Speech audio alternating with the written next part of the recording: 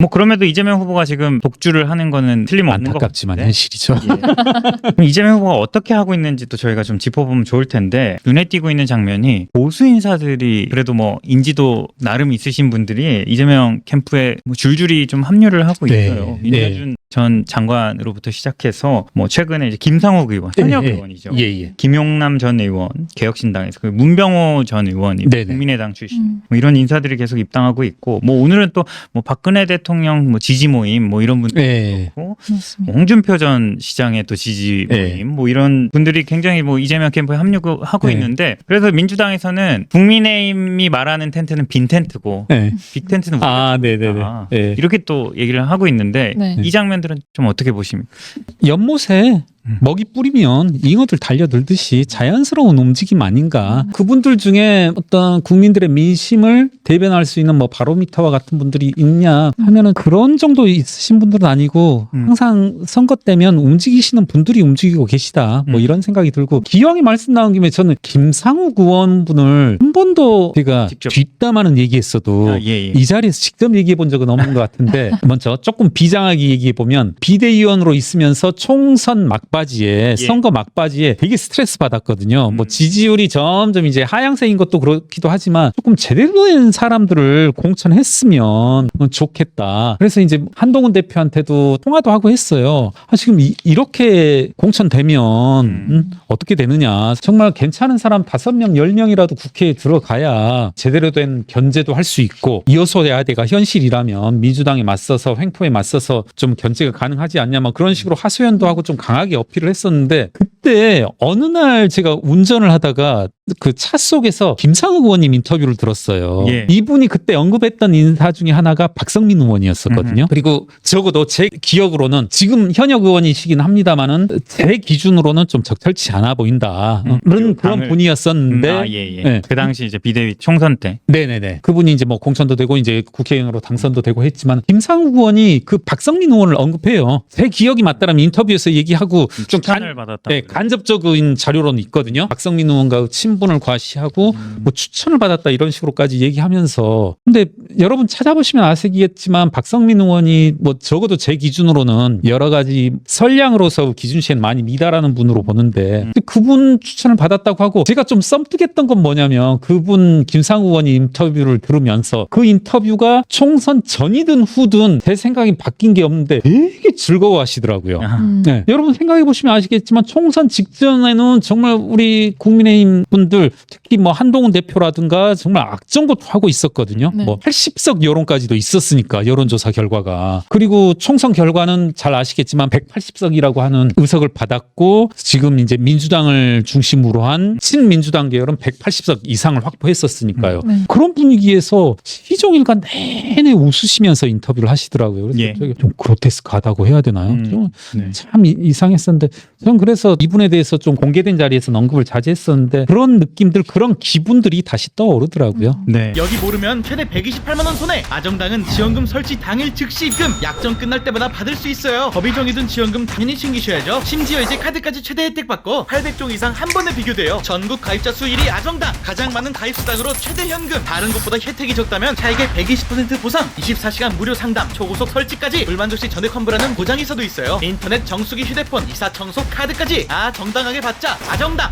이재명 후보로 조금 다시 돌아가 네. 보면 네. 개헌 구상을 최근에 밝혔습니다. 네. 개헌이 사실 이재명 후보한테 좀 약한 고리일 거다라는 분석도 있었지만 최근에 개헌 구상들을 좀 내놨는데 어떤 내용들이었는지도 강윤서 기자가 좀 정리를 네. 좀 해주시죠. 어떤 내용들 밝혔죠? 네, 사실 말씀하신 것처럼 이재명 후보한테는 개헌안이 거의 안 나왔어서 관련해서 뭐 생각을 안 해본 건가 싶을 정도로 비판이 있었는데, 이번에 이게 다시 논란이 된 거는 헌정회에서 각 후보들한테 21일까지 권력구조 개헌안에 대해서 공식 입장을 달라고 했어요. 그래서 거기에 대한 이제 이재명 후보가 입장을 낸 거고, 그 부분이 최근 좀 가장 큰 화두로 지금 떠오르고 있는데, 핵심 내용만 좀 보면 이재명 후보가 생각한 개헌안은 이제 대통령 4년 연임제, 그리고 국무총리를 국회 추천으로 뽑는다, 대선 결선 투표제를 도입한다, 그리고 대통령 제2우권, 거부권으로 불리죠. 이걸 더 제한하겠다. 이런 내용들이 좀 포함이 돼 있습니다. 근데 여기에 대해서 이제 국민의힘 쪽에서는 국회 권한이 결국 너무 커지는 거 아니냐. 지금 다수 다수당의 입장으로서 이런 내용을 낸 거 아니냐. 그리고 지난 대선 때는 대통령 4년 중임제를 얘기를 했다가 이걸 다시 연임제로 바꾸는 거에 대해서도 굉장히 좀 비판 요소를 꼽고 있고요. 또 한 가지는 김문수 후보와의 차이점도 좀 두드러지는데 가장 대표적인 게 김문수 후보는 이제 한독수 전 총리가 내세웠던 개헌안 중에 핵심이었던 3년으로 임기를 단축해서 자기는 총선 때 같이 내려가겠다 이런 주장을 했었죠. 근데 여기에 대해서 이재명 후보는 뭐 아무런 얘기가 아직 없고 이 부분에 대해서도 임기 단축에 대한 생각은 지금 안 보인다 이런 지적이 나오고 있고요. 그리고 5년 단임인 이제 대통령 현재 임기를 김문수 후보는 이제 4년 중임으로 바꾸겠다 했는데 이거를 이재명 후보는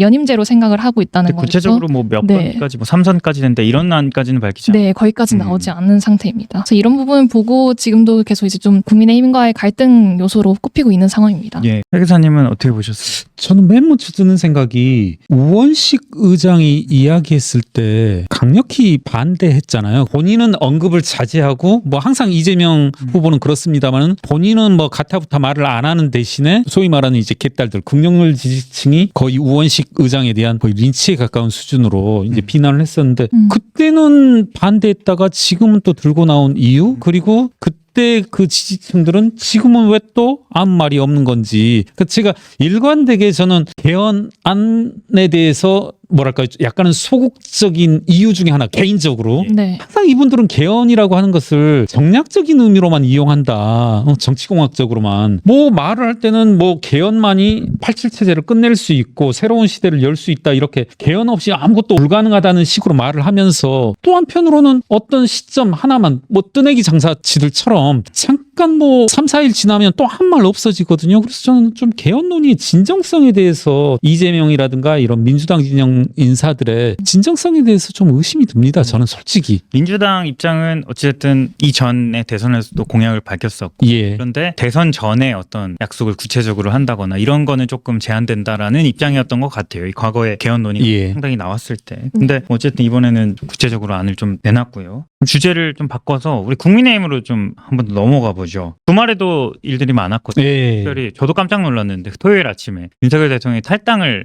했습니다. 네네. 회 기사님이 그 어떤 가장 기본 조건, 그나마 국민의힘이 승산이 있을 수 있는 뭐 제1의 기본 조건, 예. 그거 해도 사실 쉽지 않은 싸움이라고 예. 하셨지만 윤석열 대통령이 탈당은 했습니다. 네네. 물론 회 기사님은 부부와의 절연, 뭐 한동훈 대표 네네네. 얘기하고 있는 어떻게 평가하십니까? 국민의힘이 내지는 이제 뭐 반 이재명 빅텐트가 성공할 수 있기 위한 가장 최초의 조건, 가장 최소한의 조건이라고 할 수 있는데 그걸 이제 이루어졌는데 모든 것에는 또 시기라는 게 있잖아요. 시기와 방법이라는 것이 있는데 지금 사과 한마디 없는 그와 같은 탈당 이런 것이 우리가 윤석열 대통령에게 탈당 혹은 출당을 요구했던 것은 국민의힘이 계엄이라고 하는 이런 미중유의 내란 사태와 확실히 절연했다라는 것을 보여주기 위한 것이었는데 그저께 있었던 윤석열 대통령의 그와 같은 탈당 방식 그리고 메시지는 전혀 그와 같은 국민들의 요구 이해를 충족시켜주긴 힘들지 않나. 뭐 끝까지 그러셨잖아요. 그러니까 언론 보도이긴 합니다만은 내가 탈당했을 때 나를 지지했던 수많은 사람들까지 한꺼번에 다 국민의힘에 대한 지지를 거둬들일까 봐 걱정된다. 지금 이 시점에서 재판을 갖고 있는 헌재에서 탄핵되어지고 그리고 많은 내란 관련 혐의로 재판을 갖고 있는 시점에서 김문수에 대한 지지를 권유하면서 이렇게 탈당하는 것이 과연 김문수 선거 운동인가? 혹자는 이제 뭐 실명을 거론하자면 이제 고정석 기자님 그렇게 쓰셨더라고요. 윤석열이 할 수 있는 유일한 반 이재명으로서의 본인의 마지막 불꽃을 태울 수 있는 수단은 내일 당장 이재명 지지 선언을 해라. 이것에 대해서 이제 많은 분들이 너무나 그것 말고는 없다. 저 역시도 뭐 거기에 이제 뭐 웃겨요 이렇게 눌렀는데 다들 그렇게 말하잖아요. 지금 이재명 선거운동의 80%는 윤석열이 하고 있다. 근데 그 입장문을 좀 살짝 어떤 메시지가 있었는지. 지난주 이제 토요일에 오전에 탈당을 선언했는데 페이스북에 꽤 긴 글을 올려서 탈당 의사를 밝혔죠. 짧게 보면 길지 않은 정치 인생을 함께하고 저를 대한민국 대통령으로 만들어준 국민의힘을 떠나는 것은 대선 승리와 자유민주주의를 지키기 위한 제 제가 할 수 있는 최선의 길이다 이렇게 표현을 하셨고요. 비록 당을 떠나지만 자유와 주권 수호를 위해 백의종군할 것이다 이렇게 좀 강한 메시지를 남기면서 예. 나가셨습니다. 사실 뭐 당내에서는 좀 의견이 많이 갈리긴 했지만 워낙 지금 뭐 당 쇄신 목소리가 커지고 있고 그리고 김문수 후보 캠프 쪽에서 좀 탈당 요구를 하는 목소리가 좀 많이 나왔던 걸로 알아요. 의원들보다도 그쪽에서 좀 예. 네, 뭐 나를 밟고 가라는 메시지를 본인 스스로 내셔야 되는 거 아니냐 이런 걸 좀 은은하게 퍼뜨렸던 분위기였던 것 같습니다. 지지가 너무 네. 비장해가지고 그러니까요. 이분은 뭐 탈당 효과가 네, 이기고 돌아왔다. 뭐 이 연장선상이가 아직도 이제 정신 세계가 그러니까 자유 대한민국을 지키기 위한 책임을 다하기 위해서 아니 자유 대한민국을 제일 먼저 풍비박산 내려고 했던 사람이 지금 와서 뭐 자유 대한민국을 지키겠다. 예. 이게 지금 뭔 소리인지. 그러니까 이분은 정신 세계가 가신 것 같아요. 언론 보도를 보면은 네. 이제 뭐 탈당설이 막 나올 때도 한편으로는 윤석열 대통령이 경로했다 뭐 이런 얘기도 나오고 예. 그래서 뭐 이제 저희 기자들 사이에서도 이상하게 그렇게 뭐 경로할 상황은 아니지 않나? 본인도 좀 그래도 이런 상황을 어느 정도 이해하고 있지 않을까라는 생각을 했는데 입장문을 보면은 그러셨을 수 있을 것 같아요. 네. 그렇죠. 네. 그리고 경로했을 저는 수 있을 것 같습니다. 윤석열 대통령 저도 뭐 심리에서 피해자로서 많이 겪어본 입장에서 예.